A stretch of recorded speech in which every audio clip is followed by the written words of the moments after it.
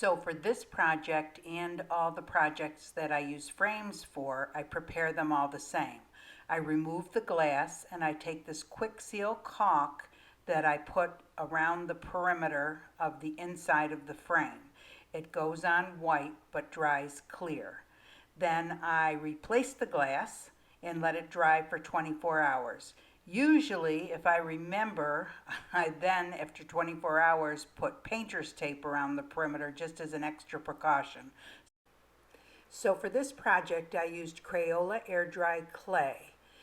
This just happened to be what I had on hand, and I molded it into a flat circle about the size of the rose that I wanted to make, and I used it to set the glass into to shape the flower.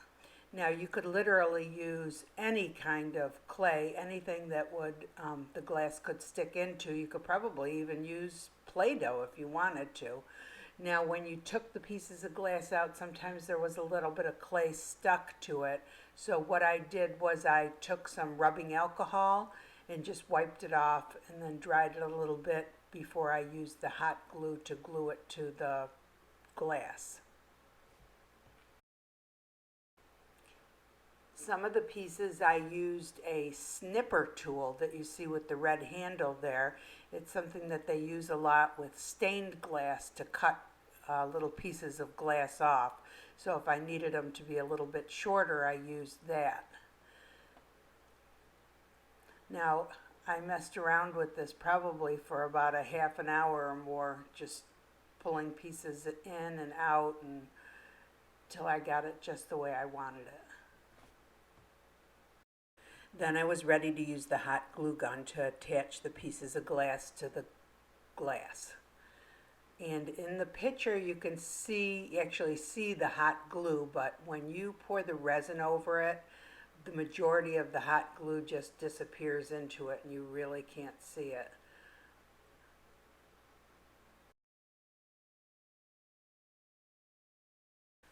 So if you don't like the placement of a particular piece, you can just pull the piece off, and the hot glue you can just pop off real easily with a toothpick, and then you can start over again with that piece or replacing it with another piece.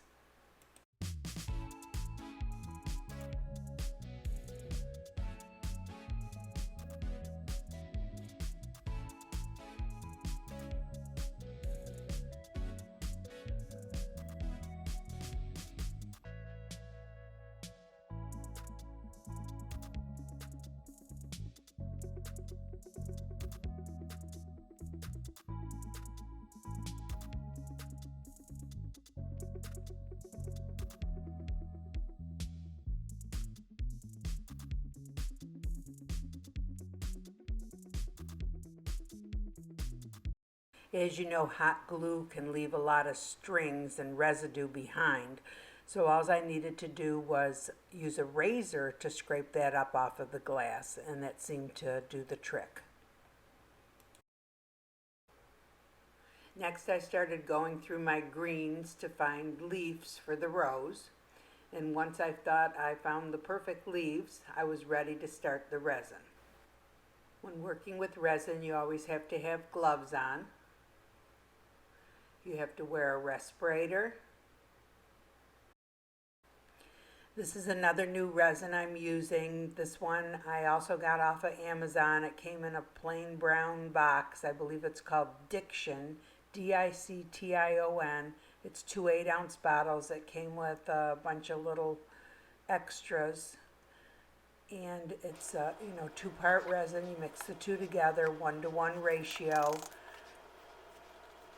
After you're done measuring, you stir it 2 to 3 minutes, stirring slowly. The slower you stir it, the less bubbles you'll get. Be sure to scrape the sides and the bottom, and then you're ready to pour the resin on. I poured the resin over the flowers first because I like the shiny look of the flowers. I think it looks real pretty. And then I spread it out over the frame. Be sure to get it in all the corners. And honestly, the plastic spoon is the easiest for me to smooth it out with.